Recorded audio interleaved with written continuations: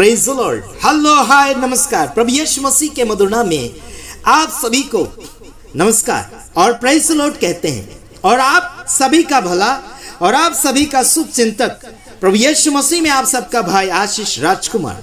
और इस समय गुजरात की धरती से आपके लिए प्यार दर्शाने के लिए कोशिश कर रहा हूँ। और आपको लग रहा है कि हम लगातार डांटते चले जाते हैं। खासियत बात है डांटने का कि आपको प्यार और मोहब्बत करते हैं। देखो, किसी को अच्छा बनाने के लिए डांट की जरूरत पड़ती है और किसी को कमजोर बनाने के लिए डांटना नहीं पड़ता है। जैसे कि आप स्कूल में जाते हैं तो मास्टर अगर कड़क होगा टीचर, तो विद्यार्थी कड़क बनते हैं, विद्यार्थी होशियार बनते हैं, बड़े चेंट और माहिर होते हैं, चैंपियन बनते हैं। तो उसी प्रकार से मैं आपको यह बनाना चाहता हूं, आप चैंपियन बने। आपको हम डांटते हैं बड़े सामर्थ्य के साथ और जोश के साथ और बड़ी हिम्मत के साथ आपके सामने हम वीडियो लेकर आते हैं। और छोटा छोटा वीडियो आपके सामने हम इसलिए लाते हैं ताकि आप थोड़े थोड़े बातों को इकट्ठा करके और अच्छी बातों में आप लगातार बढ़ते चले जाए।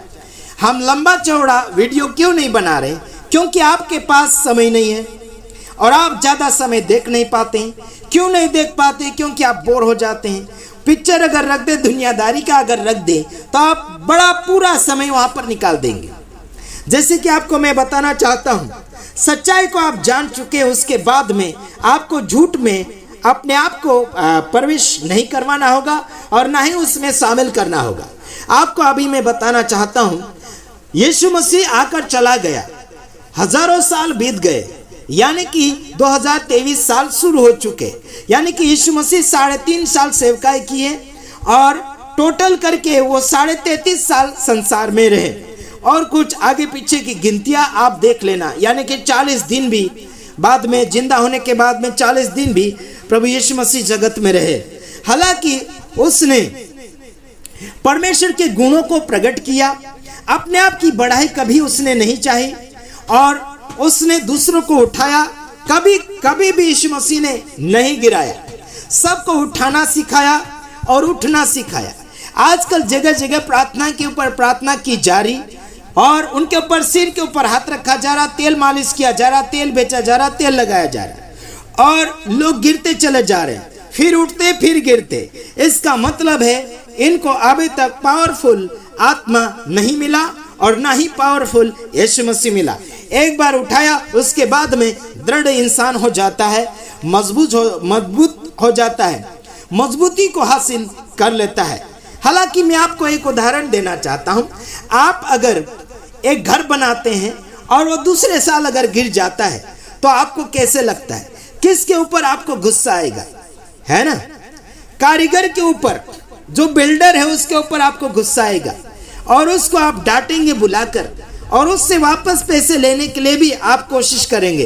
क्यों करेंगे? क्योंकि बिल्डिंग 1 साल से ज्यादा नहीं टिक पा रही।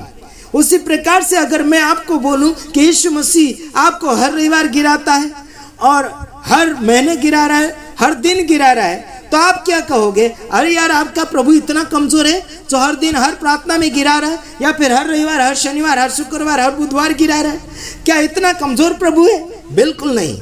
मैं आपको इतना कहना चाहता हूं, जो गिरने और उठाने की ये जो बातें कर रहे, गिरते और उठते हैं, तो इनमें शैतान छाया हुआ है। प्रभु यीशु मसीह उनमें कोई भी नाम निशानी इस्तेमाल नहीं कर रहा है, लेकिन ये झूठे यीशु मसीह का नाम लेते हुए गिरते, अबलाबा शाबालाबा कर रहे हैं, और रिबी रिबराबा शखादाबा कर रहे हैं।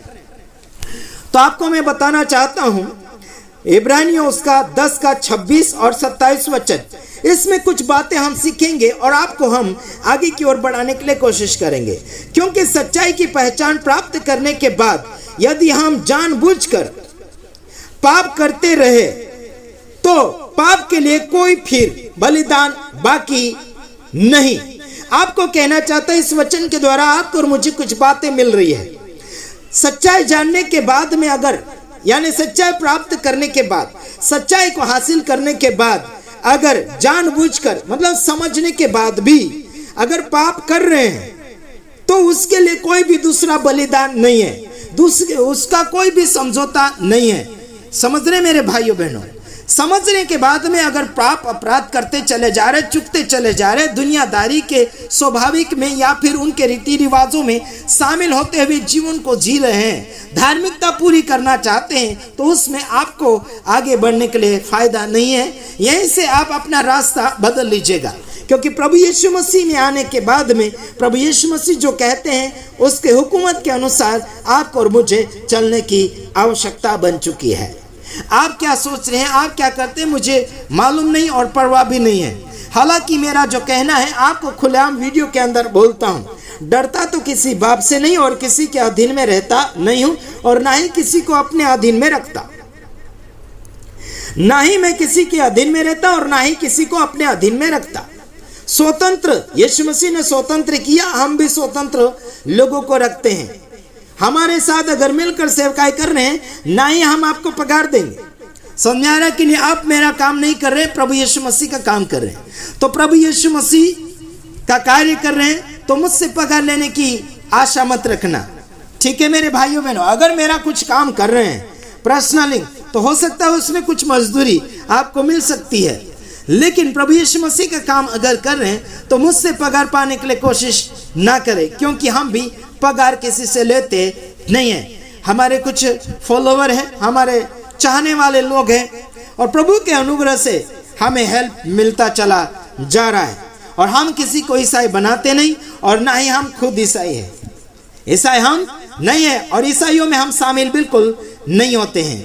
तो ध्यान दीजिएगा, आपको बताना चाहता, सच्चाई को जानने के बाद, सच्चाई को प्राप्त करने के बाद अगर जानबूझकर प्राप्त करते हैं तो उसके लिए कोई भी दूसरा बलिदान नहीं है, और ना ही उसके लिए कोई दूसरा मर सकता है, और ना ही कोई उसके लिए कोई कीमत है। आपको मैं कहना चाहता हूं, आज संसार भर में जानबूझकर करते चले जा रहे हैं। सेवक सेविका हो, छोटे बड़े हो, पेटू हो या गोटू हो, है ना, पतला हो या दुबला हो या मोटू हो, कोई भी हो, आज संसार भर में अपने नाम को बढ़ाने के लिए मीठा मीठा बोल रहे हैं। मीठा मीठा बोलने के बाद में लोगों को पटाया जा रहा है, और लोगों को ये भी कहते हैं कि जो गुस्से से बात करता है उसमें परमेश्वर की आत्मा नहीं है और परमेश्वर का स्वभाव भी नहीं है, ऐसा कहने में आता है। आपको कहना चाहता हूँ, जो सबसे ज्यादा गुस्सा इंसान के ऊपर जो करता है ना, वो इंसान सबसे ज्यादा प्यार करता है। कौन सा? आत्मिक प्यार। संसार के प्यार में घटाव है, संसार के प्यार में दुश्मनी, यानी कि संसार के जो नकली प्यार है, संसार का जो गुस्सा है, जो दिखावटी, यानी कि हमेशा के लिए कर लेते, 1 महीना 2 महीना 3 महीना 4 महीना वो गुस्सा टिकता चला जाता है। लेकिन आत्मिक प्रेम एक, यानी कि दिन डूबने से पहले जो गुस्सा है आत्मिक प्रेम में, वो यानी कि दिन के साथ ही चला जाता है। समझा रहे कि नहीं आ रहा? और कुछ जो दुनियादारी का गुस्सा करते हैं, वो कुछ घंटों तक या फिर कुछ दिनों तक, कुछ सालों तक, वर्षों तक, कुछ तो मरने के बाद भी वो ऐसे ही रहते हैं, यानी मरते तक वो गुस्से में ही मरते हैं। आपको कहना चाहता हूं, परमेश्वर ने भी कहीं कहीं जगह गुस्सा बताया, लेकिन आत्मिक गुस्सा बताया। हम जो गुस्सा बताते हैं वो संसार का नहीं बल्कि आत्मिक गुस्सा बता रहे, ताकि आपको हम सही मार्गदर्शन में लेते चले जाए। हेलो, समझ में आ रहा कि नहीं आ रहा आपको? और आपको हम लगातार उत्साहित करने के लिए कोशिश करते चले जा रहे हैं। तो आइए, हम आपको क्या बताए थे, आगे पढ़ते 27। हाँ, दंड का एक भयानक बाट जो होना और आग का ज्वलन बाकी है, जो विरोधियों को भस्म कर देगा। अगर कोई पाप अपराध कर रहा है और कोई विरोध के भावना से जी रहा है और कर रहा है, तो यहां लिखा है कि एक बात का इंतजार कर लो, दंड का भयानक बाट जो होना और आग का ज्वलन बाकी है, जो विरोधियों को भस्म कर देगा। इब्रानियों 10 का 27 वचन हमने पढ़ा। अगर सही नहीं कर रहे, अगर सही धार्मिकता में नहीं चल रहे, पवित्रता में नहीं चल रहे, तो एक राह जो लो, एक इंतजार कर लो भयानक आग का, भयानक नरक का, भयानक दंड का, जो विरोधियों की भी भस्म करेगा और आपको भी भस्म कर डालेगा। क्या चाहिए? आपका चुनाव है। हाँ जी, सही और गलत फैसला करने का निर्णय आपका है। जोर जबरदस्ती नहीं है, ना ही किसी के ऊपर दबाव है।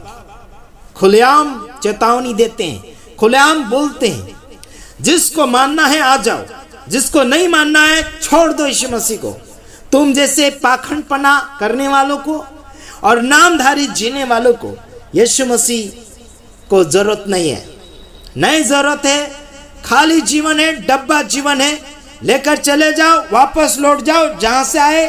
तुम्हारे बाप पुराने जो शैतान की आदतों में जी रहे थे, उसी के पास जाकर जियो और उसकी जैसी जिंदगी जी लो जो दुनियादारी की है। तो हम आशा करते हैं कि आपको कुछ हमारे संदेश के द्वारा समझ में आया होगा। हम दूसरे वीडियो में आएंगे, तब तक के लिए और आपसे हम रिहाई लेना चाहते हैं। God bless you. प्रभु आप सबको आशीषित करें। आमीन।